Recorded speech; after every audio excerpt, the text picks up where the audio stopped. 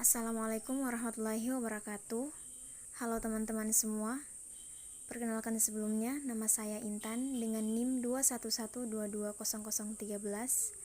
Pada video pembelajaran perdana ini, saya dan juga rekan sekelompok saya akan membahas materi tentang hak asasi manusia. Baiklah, sebelum kita masuk ke materi yang lebih kompleks, terlebih dahulu kita harus mengetahui pengertian dan hakikat HAM. Hak secara definitif merupakan unsur normatif yang berfungsi sebagai pedoman berperilaku, melindungi kebebasan, kekebalan serta menjamin adanya peluang bagi manusia dalam menjaga harkat dan martabatnya.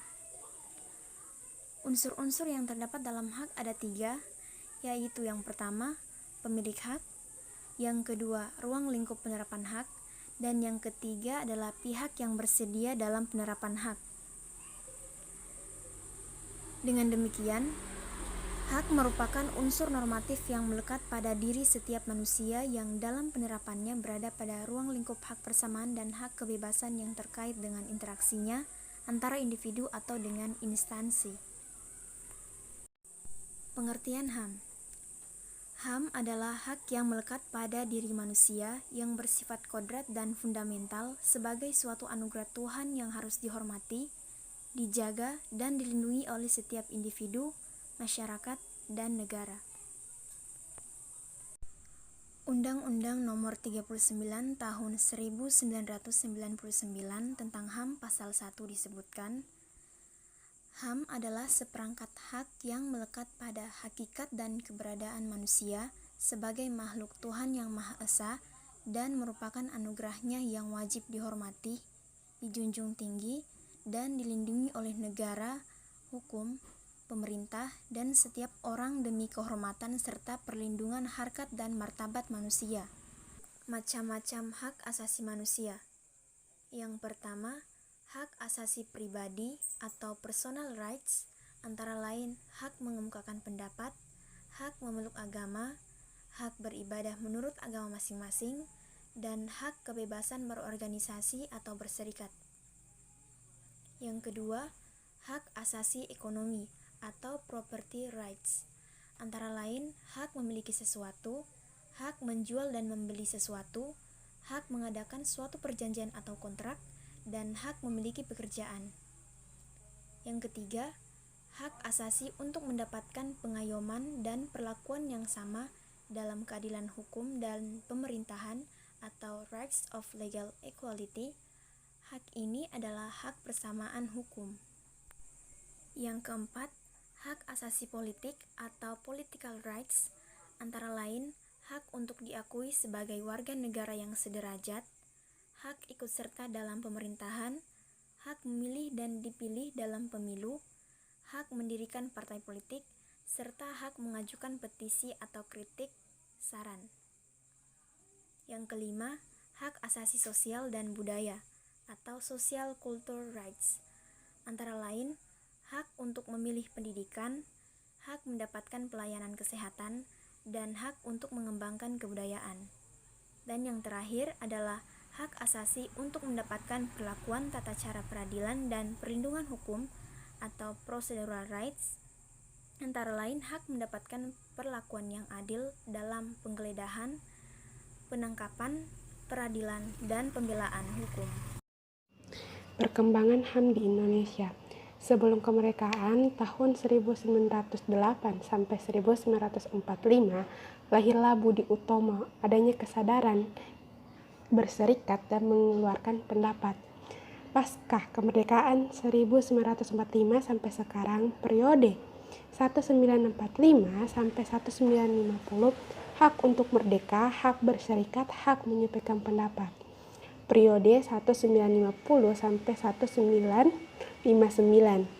Periode demokrasi parlementer, lahirnya banyak partai dengan ragam ideologi, kebebasan pers, adanya pemilu, adanya parlemen, dan kekuasaan memberi ruang kebebasan.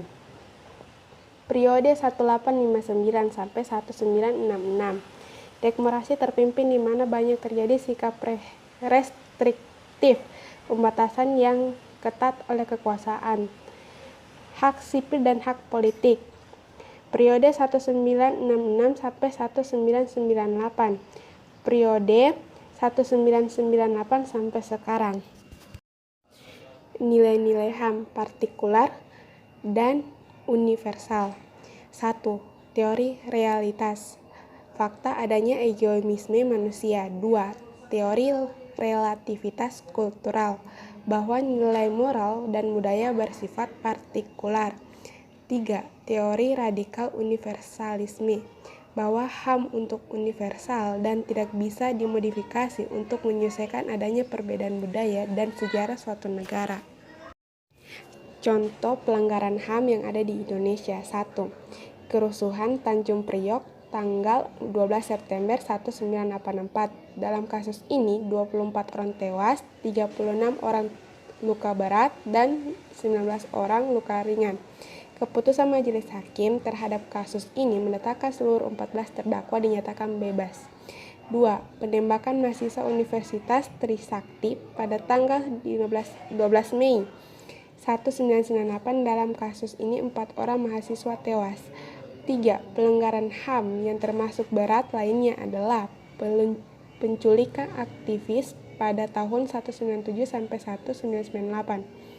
Dalam kasus ini, 23 orang dinyatakan hilang, dengan rincian 9 orang diantaranya telah dibebaskan, dan 13 orang belum ditemukan sampai saat ini. Simpulan tentang HAM. HAM tidak perlu diberikan, dibeli, ataupun diwarisi. HAM adalah bagian dari manusia secara otomatis. 2. HAM berlaku untuk semua orang tanpa memandang jenis kelamin, ras, agama, etnis, pandangan politik, atau asal-usul sosial dan bangsa. 3. HAM tidak bisa dilanggar. Tidak seorang pun mempunyai hak untuk membatasi atau melanggar hak orang lain. Orang tetap mempunyai hak meski negara mempunyai hukum yang tidak melindungi atau melanggar HAM. Demikian kiranya yang bisa kami sampaikan dari materi hak asasi manusia. Apabila dalam pemaparan materi terdapat kekurangan, kekeliruan, dan pengucapan yang kurang tepat, mohon maaf. Atas perhatiannya kami ucapkan terima kasih yang sebesar-besarnya. Akhir kata saya ucapkan wassalamualaikum warahmatullahi wabarakatuh. Jangan lupa like, komen, dan subscribe.